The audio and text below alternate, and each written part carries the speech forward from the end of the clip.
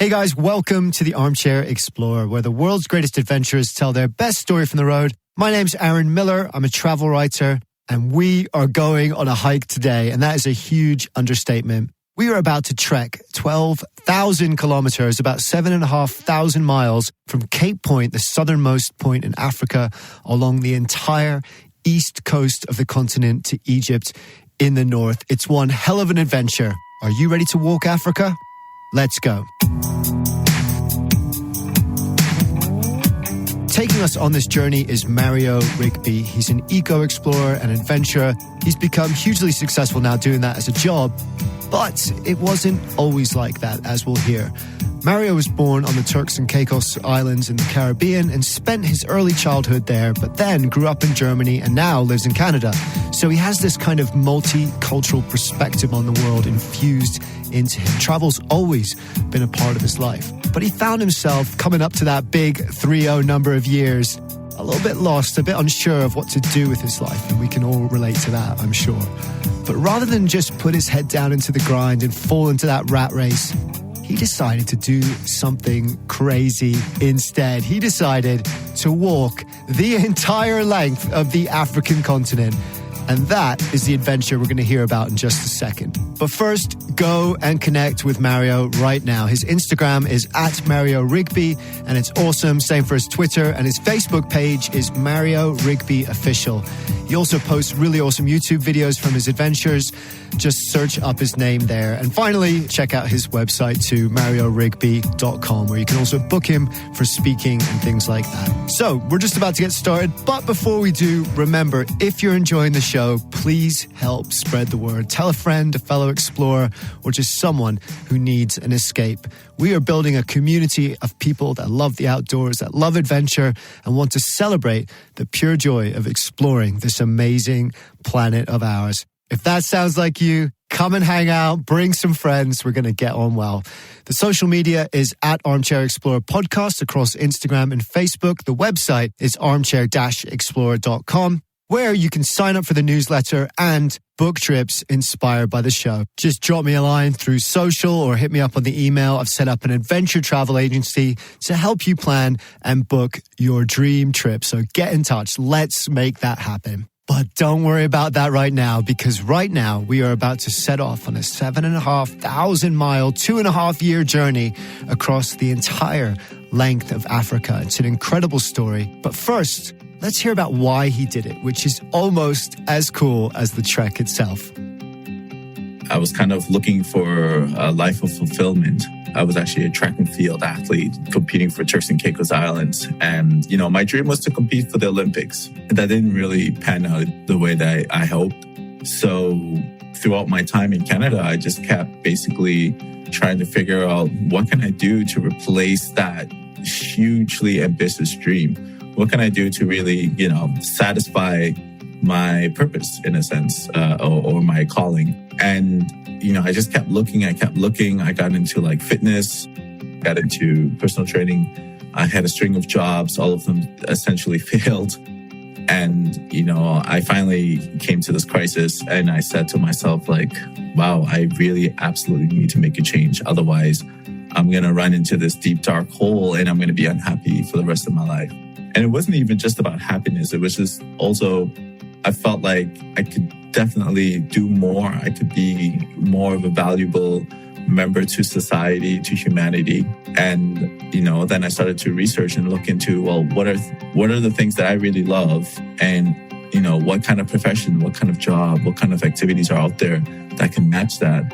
And, it kept going back to explorers. It kept going back to adventures. And I thought to myself, wow, you know what? I mean, the idea to become an explorer is the wildest, craziest thing you could possibly imagine, because you just see this in fairy tales and absolute epic stories, that you hear about astronauts going into space and, people crossing the Atlantic Ocean, all that kind of stuff. That really, really intrigued me. And there was this story that I had remembered, that I used to watch when I was a kid called Black Panther. And T'Challa, this amazing character I remember on the show, nobody really knew about the Black Panther at this time. This was pretty much, I think it was me, my brother, and maybe 10 other people who would watch this on YouTube. Before T'Challa became the king of Wakanda, he decided I wanted to go on this walkabout journey where he wanted to search for his truth, which was, what is Africa really about? And, he wanted to basically go on this walkabout, which is a very traditional African thing to do. If you look at African tribes, their warrior clan, they go out on walkabouts. They go through this coming of age journey. And so he did something very similar, which really stayed true to African culture, which I admired quite a lot. And I kept wondering, why don't we do this in our society, in the Western society? We just let people go and without any restrictions or rules, go ahead and, do what you got to do in the world. And I think that can lead to quite a destructive behavior for some people. So throughout his journey, he saw all the beauty of what Africa had to offer. He saw the flora and fauna that enriched his idea about what Africa was and who he was. So to me, as a kid, I thought that this is the most epic, beautiful story that one could ever, imagine. This doesn't have to be a fairy tale, though. I thought in the back of my head, throughout my life. But I never really thought about actually, doing something similar. I only thought about it until I reached this life crisis. And I thought to myself, I need to change something completely. And in order for me to change something completely, I needed to do something so drastic, so big that it will absolutely change the course of my life. And so I thought to myself, why not walk the length of Africa? A, this would be an epic adventure. B, there could be some world records in there. C, there aren't any Black explorers out there who are doing anything like this. And I thought to myself, well, why? What's happening? I thought that that's a great opportunity for me to unearth. That might be the coolest reason to go on an adventure I have ever heard. And by the way, Mario is the closest thing to the Black Panther you will ever find in real life. And I don't just say that because he's 6'4", absolutely ripped, and could probably beat the crap out of just about any supervillain that Marvel wants to throw at him. I say that because of why he's doing it, his inspiration, his intention behind this trip. He didn't walk the length of Africa just for himself, just to change his life. That was part of it. He did it to understand Africa better, to understand his roots, and through that, perhaps the world and his place in it too. He didn't have the answers at home, so he sought them elsewhere. He sought them on a walkabout. And there are great traditions of that in many cultures around the world, the most famous of which is, of course, the Aboriginal Australians, where it's a traditional rite of passage. And the idea is that to get perspective on life and ourselves and what we really want and how we can find meaning and purpose and become the best of ourselves, we need to leave the security and comfort of our home and go on a voyage, a journey of discovery. Mario didn't know what he'd find, but he put his faith that answers would come as long as he kept putting one foot in front of the other, as long as he just kept walking. And though he doesn't touch upon it too much, in doing so, he would also inspire a whole generation of Black men and women, boys and girls, to understand that even though they are shamefully underrepresented in the outdoor and adventure industries, they too can be explorers. And he would inspire us too. He would inspire us to realize that dreams don't have to be fairy tales. What I wanted to do with Africa really was I wanted to see for my own self what Africa was all about. I wanted to go into Africa the same way that T'Challa from the Black Panther wanted to go throughout Africa. He wanted to do the walkabout because he wanted to learn how to be an effective leader, how to be an effective member of humanity. And so I wanted to do exactly the same thing. I felt like if I don't explore Africa, if I don't explore these places, then I'm not going to truly understand what humanity is really about, where it's going, where it's come from. And then as soon as I was there, then I was able to experience the reality of it. I was able to experience the everyday lives of African people. And because I did it so slowly by foot and kayaking, I was able to converse with people that normally nobody would ever converse with. And so I was able to actually see tribes and cultures where, people have never even seen foreigners before. That really unleashed so much more passion in me that it led to where I am today. He would start in South Africa near Cape Town on the southern tip of the continent and follow the coast east for more than 1,000 miles to Mozambique. And and then up through Malawi, Tanzania, Kenya, Ethiopia, Sudan, and finally into Egypt, where he'd finish in Cairo 2.5 years later. He would be traveling slowly, human-powered throughout, mostly on foot, but also on kayak too. And because of that slow travel, he was able to see a side of the country that most of us never will. The in-between places, the small villages, the wide open stretches of pure wilderness where few people have walked before. It was an incredible adventure. But like so many things, the hardest part was simply having the courage to begin. It was definitely very scary. It was overwhelming. It was just massive. Picture yourself starting at the beginning of Cape Point, which is the most southwestern tip of Africa. You're like, okay, cool. I have 2 years left and about 12,000 kilometers to go. I remember just the day before I started my walk, I was staying at a guest house. I decided to go on a walk around, in the middle of Cape Town, downtown. And there were these two African guys talking, amongst each other. One was, an older guy. The other one was like a young kid, I think 19 years old. They were talking about politics in Africa. And I was like really curious. So I ended up walking up to them and saying like, hey, I really like your conversations. May I join? And, they opened up a seat for me. And I think we spoke for like 3 hours straight. Like it was just one of the most beautiful interactions with a stranger that you could possibly have. And, at the end, I told them what I was doing. And, of course, they're shocked, as anyone would be, especially in Africa. People would be like, you are walking the entire distance.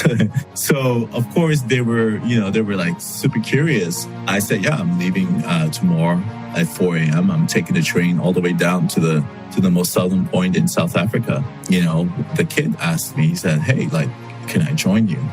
And I thought to myself, I don't know if it's a solo expedition.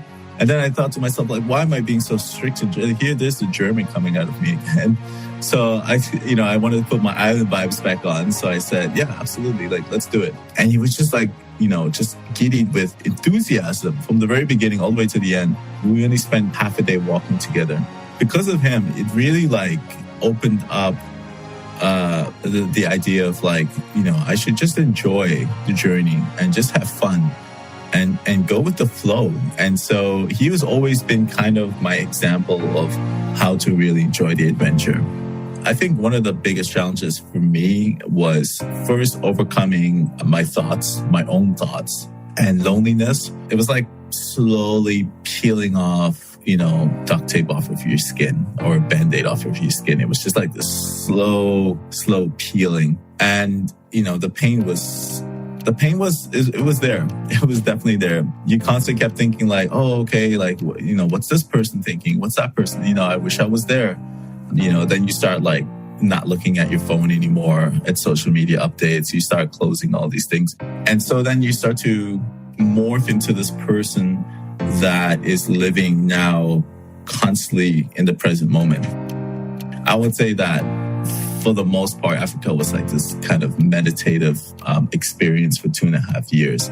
Much like how a monk would meditate up in the Himalayan mountains, for me, it was just walking the length of Africa. If you kept thinking about the past and the future and what would happen to me or, what could I have done better, you probably wouldn't make it across Africa. You probably would not be able to do such a journey. You have to be able to let go of these things and live completely in the present moment. You have to think about like, oh, my feet feel great. Like, oh, this beautiful breeze. Because then you start to really appreciate even just the tiniest thing, like a draft of a wind hitting your face. It's just heaven to you. This is the other reason Mario is a real-life Black Panther, because the walkabout for him, just like T'Challa, was more spiritual than it was physical. It was a peeling back of the layers, a meditation, a learning to let go of his thoughts and live in the present moment. And the wisdom that young kid gave him, the kid who jumped at the chance, full of enthusiasm to join him for the first day's walk, was that he should just enjoy the adventure for its own sake. Be in the moment. Don't think of the end, of the goal, of the achievement, of the past or future. Just be present. Just feel the breeze on your face. He overcame his thoughts, his doubts. He had a close encounter with a hippo. He learned how to cross rivers with a portable inflatable raft. He gained confidence. He gained strength. And 5 months later, he reached the Mozambique border.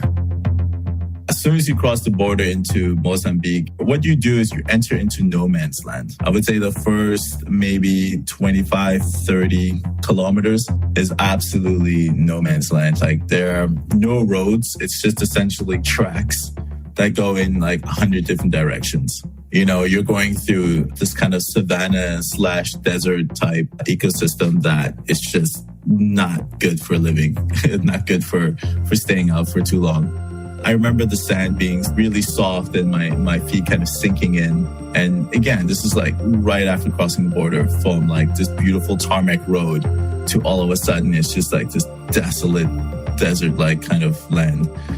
And, you know, I remember running into the first group of people that I met in this tiny little village. And, you know, I remember going into this restaurant just to get grab a little bite to eat.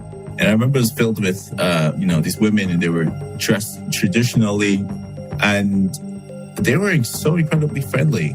And it was the first time I really felt this like genuine stranger friendliness vibe. Because in South Africa, people were quite apprehensive, particularly Black South Africans were apprehensive of other Black people who were not South African because of the xenophobia that was going on at that time when I was there. Essentially, they were afraid of in neighboring countries like Mozambique, Zimbabwe, Zambia, of those people taking their jobs. So they felt threatened. And, you know, I could have easily been caught in a lot of trouble because of that. And going into Mozambique, there wasn't that fear. They were just so friendly, like all the way through from the very beginning, the first group of people that I met to the last people, you know, that I saw. Really, I dearly missed Mozambique. It was such a beautiful place for me, just because it was just one of those places where you can see a lot of authentic and true culture in more of the remote places. And if you go into like the cities, you see this infusion culture with like the Portuguese colonization and traditional African culture, which brings out beautiful colors, beautiful food. Yeah, it was a good time. When I made it to Maputo, which is the capital of Mozambique, it took me about 2.5 weeks to get to Maputo, walking from the coast, the border of South Africa. You know, someone decided, oh, I should be on TV. So I had this massive TV interview that I didn't think was going to be this massive 7-minute segment on the news. And there weren't that many news broadcasting channels in Mozambique. So pretty much everyone saw it, right? As soon as it aired, I was literally one of the most popular people in Mozambique. Because apparently I resemble their former president, whom they all hail as one of the greatest leaders of all time because he led them to independence. So I'm like, dang, I look like their former great leader. I look like their hero. And not only, you know, did I look like this guy, but I was also doing my walk across, walking the length of Africa. And, you know, so people would stop me on the road all the time. Like, you know, I think I couldn't make it throughout a day without like at least 5 to 10 people stopping and wanting to take a photo or just talk to me or walk with me or even try to give me money. You know, it was really intense. It was like, what is going on right now? Where am I? You know, it's hit the twilight zone.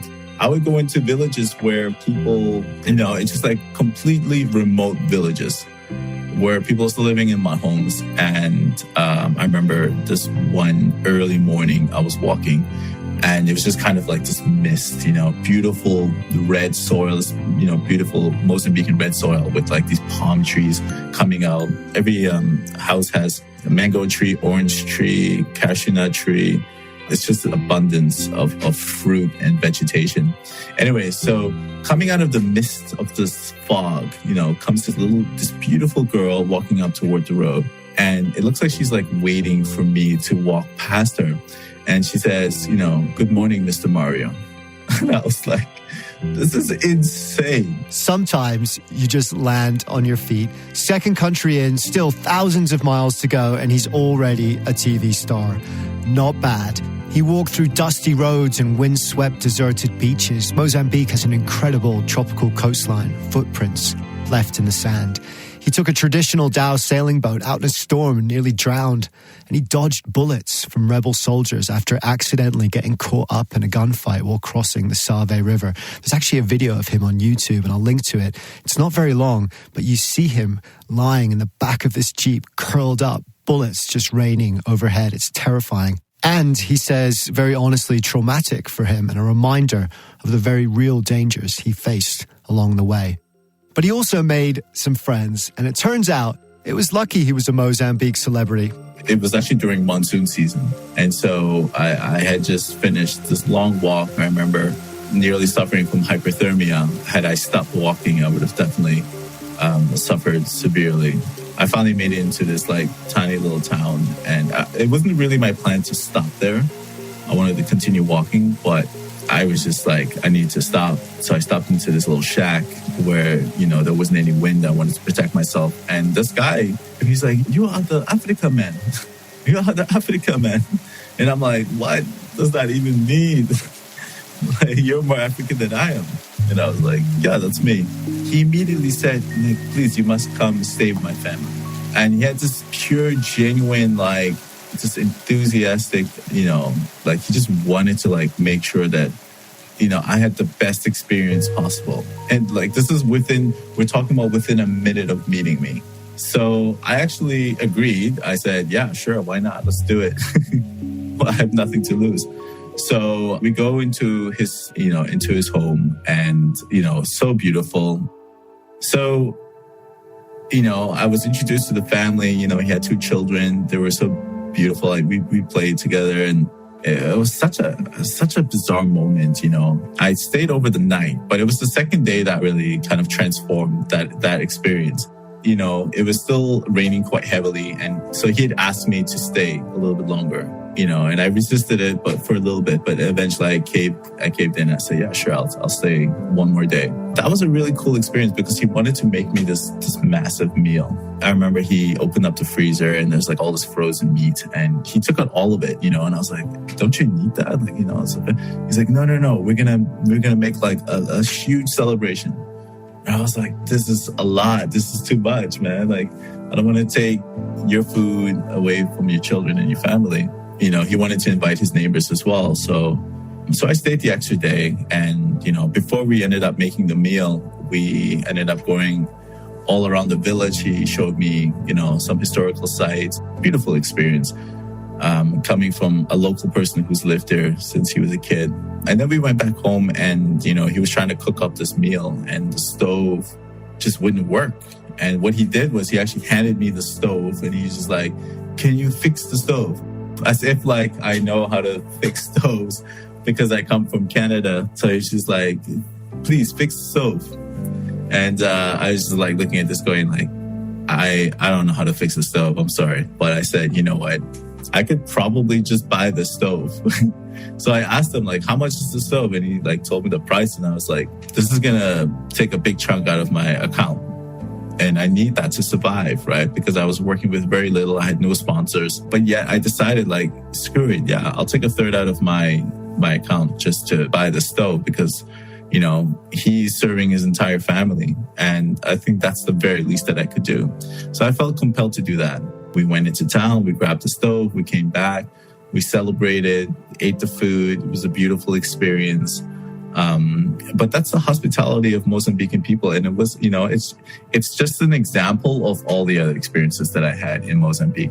I love that story. Of course, by Canadian standards where he was living at the time, that stove was probably pretty cheap. But he wasn't living in Canada. He was living like a local, sleeping where they slept, eating where they ate. And that was one of the big points of the whole trip, to see the real Africa, to live as they do. So he had a tight budget that had to last him years, and spending a good chunk of it on this stove cost him a lot. But he did it anyway, without thinking. That family needed it more. And that was an incredibly generous and selfless thing to do. And you know what?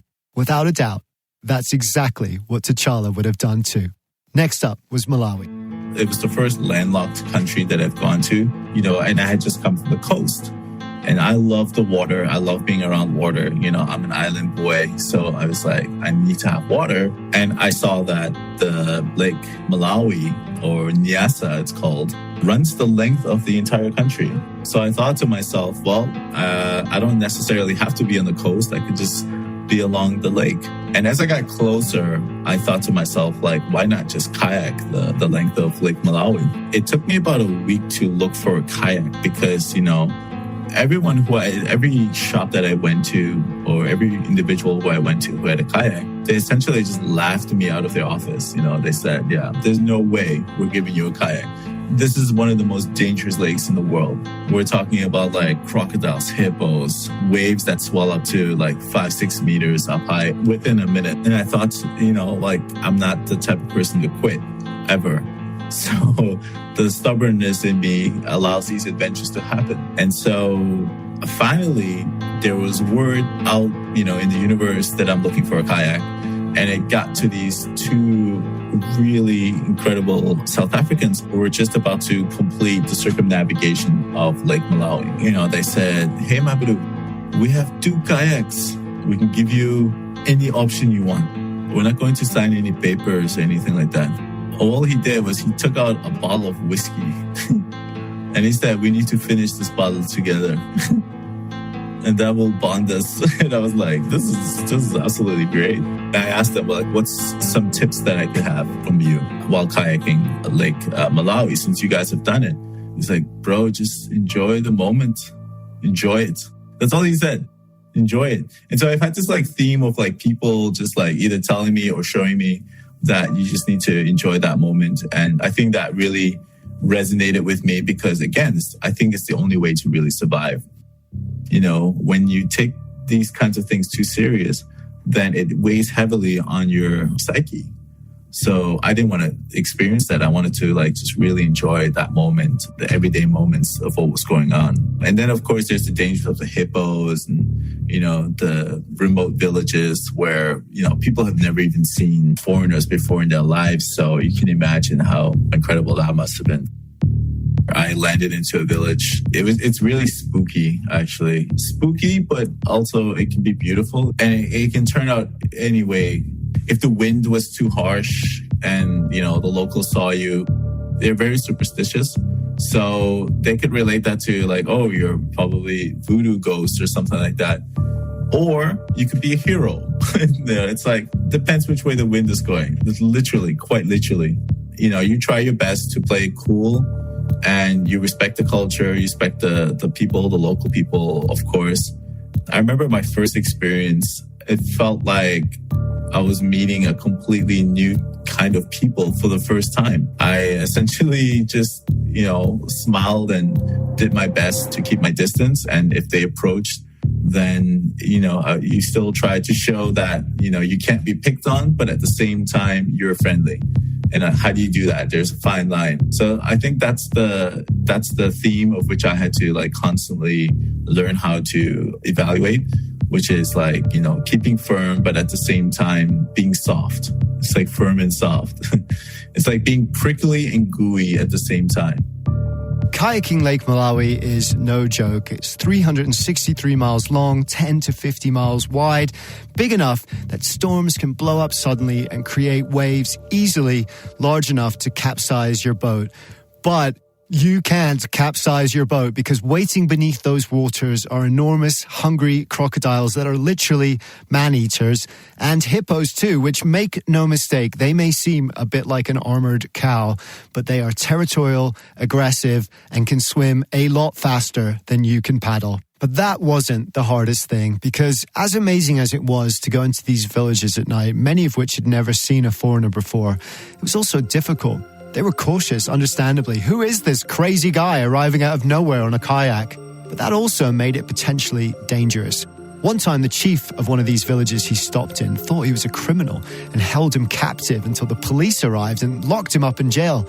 He spent 2 days in handcuffs the entire time in his cell with no access at all to the outside world before he was finally released, given his kayak back, and allowed to continue his paddle down the lake. But he made it, and we're going to race ahead now through Tanzania and Kenya. He really upped the pace here and covered many hundreds of miles in just a few months. He spent 6 weeks in the paradise of Zanzibar, snorkeling, sailing, but also finding out about the tragedies of the slave trade that happened there. He climbed Mount Kenya, Africa's second highest peak after Kilimanjaro, suffering terrible altitude sickness on the way up. And then he found himself at the end of that stretch in the midst of the Lake Turkana Festival, home to the Turkana people, one of Africa's fiercest warrior tribes, but also culturally just beautiful. Flowing, colorful robes, dresses, jewelry, amazing dances, music and singing. Until finally, he crossed over into Ethiopia and up into the Simien Mountains, where he had one of the most incredible wildlife experiences of the entire trip.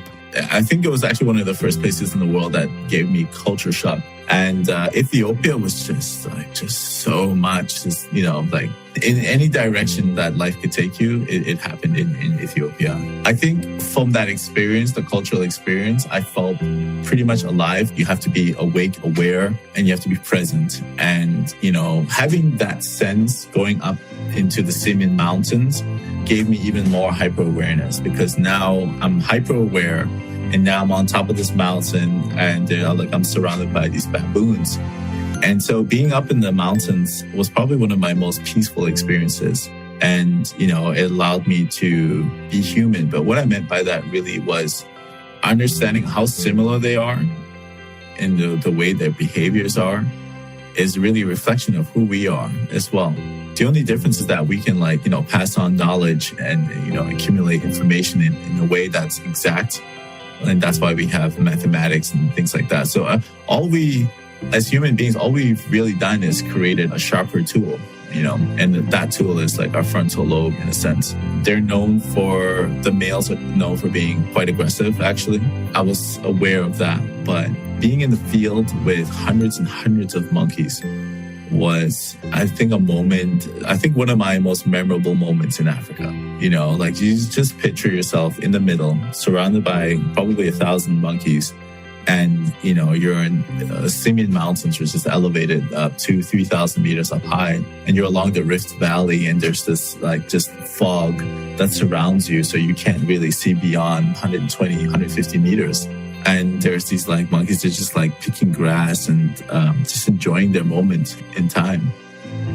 The Simien Mountains are one of the most beautiful mountain ranges in the world. Grand pinnacles of jungle and stone, sheer cliffs, ravines 3,000 feet deep. The ancient Greek poet Homer described them as the chess pieces of the gods. There's another name for them too. They call these mountains the Grand Canyon of Africa. The views are spectacular, but the monkeys, or the gelada baboons as they're known, are the absolute star. They live only here in these high mountains, and aside from us humans, they are the most terrestrial monkey on Earth, meaning that they spend more time on the ground than they do in trees, grazing fresh grass and foraging for herbs, roots, and seeds, which is why perhaps being in the midst of these huge troops, 1,000 strong sometimes, surrounded on all sides, was such a profound experience for Mario. He says it was the most human he ever felt being near them, which may seem strange, but what he's trying to get at is the fundamental aspect of humanity, what we really are down in our core. It's easy to fall into the illusion that we're special, that this sharper tool of ours makes us different, makes us better. But being among those monkeys, walking with them like that in the wild, destroyed that illusion for Mario and showed him the truth of what it is to be human. The truth as they saw him, just another animal, one species among millions, passing through. Next up was Sudan. Going into Sudan was probably another culture shock, but in a different direction than I was culture shocked into Ethiopia. It was more of a culture shock of I had finally arrived in a place that is, Muslim country, but not just Muslim, but Sharia law, where there are strict rules. And, even myself, I wasn't allowed to wear shorts. I remember I was stopped on the road and asked to take my shorts off and replace it with my long pants right on the spot. So that was really intense. It was a very confused moment. That was, I think, week 1. For me, what I got from Sudan was that these people are some of the most hospitable human beings on the planet. Just incredibly hospitable. And I was taken in actually a lot by the Muslim women that were living there. We would gather together, we would have circle times and talk about trials, tribulations. We would talk about my experiences. I think, particularly these women who I was talking to, they felt trapped, because in the Sharia law, they have no rights. You have no say in anything that you do.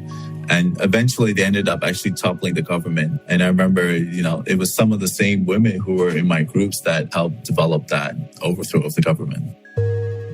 Sudan is still struggling. There are still many problems there.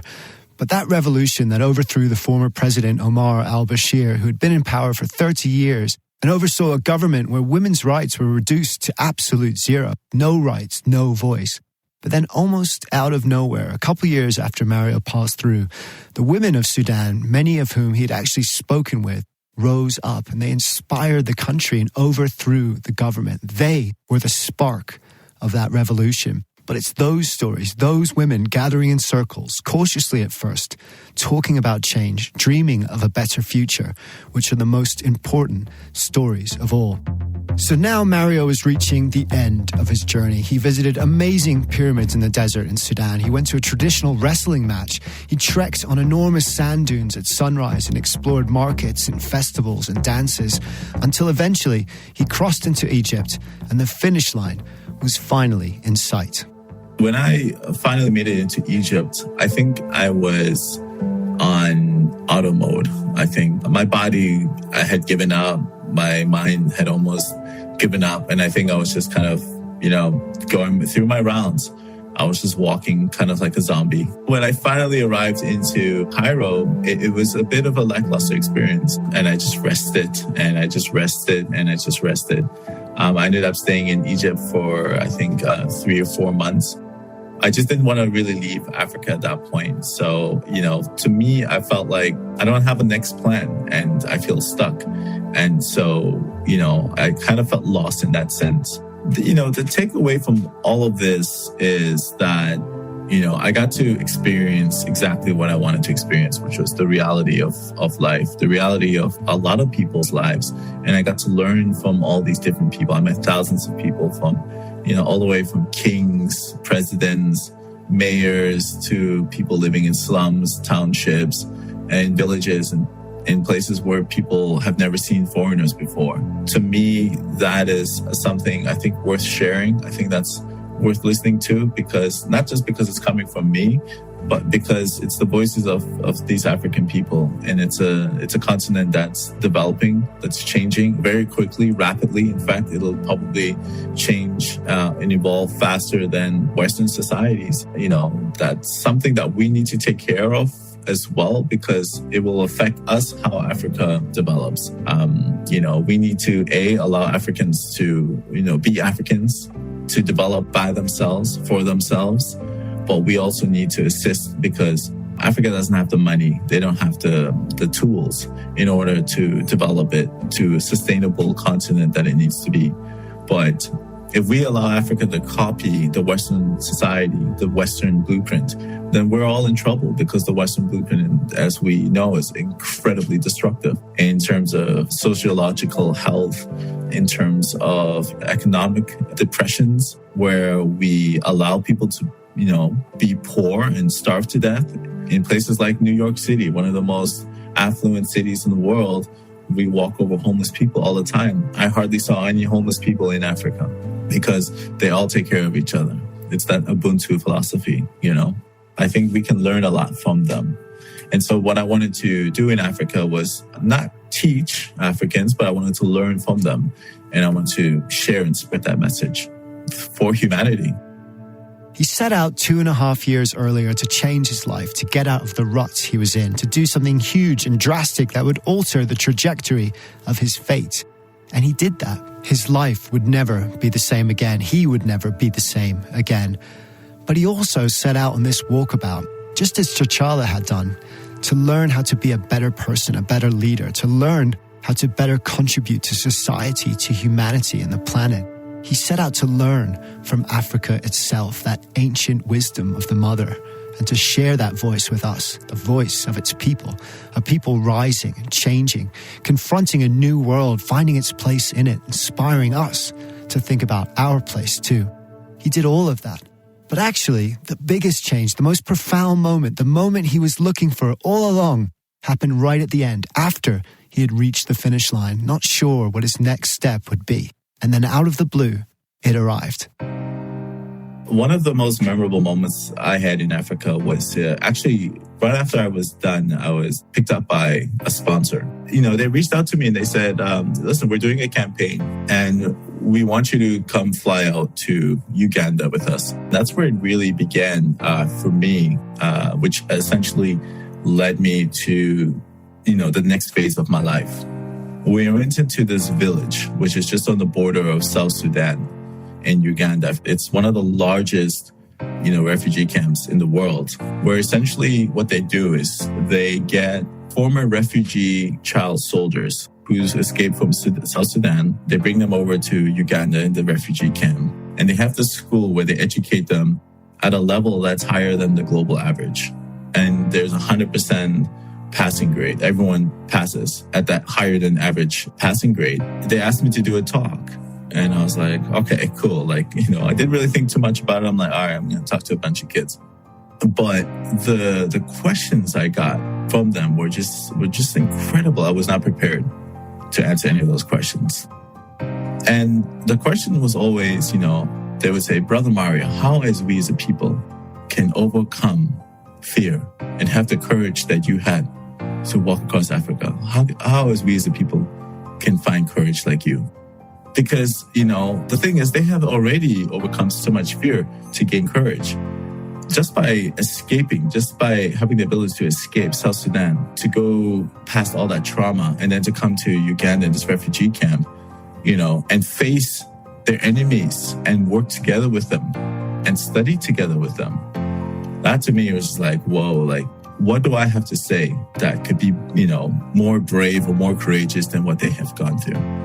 So, for the rest of my life, I've always really looked at how do I best answer that question for people in need around the world. And so that's kind of been the trajectory of my life in that sense. But those kids in Uganda, they really definitely sparked my interest in pursuing what I'm doing today, which is, exploring with a purpose. The question that came back over and over again from these kids who had been through so much, who had overcome so much, was how can we overcome fear?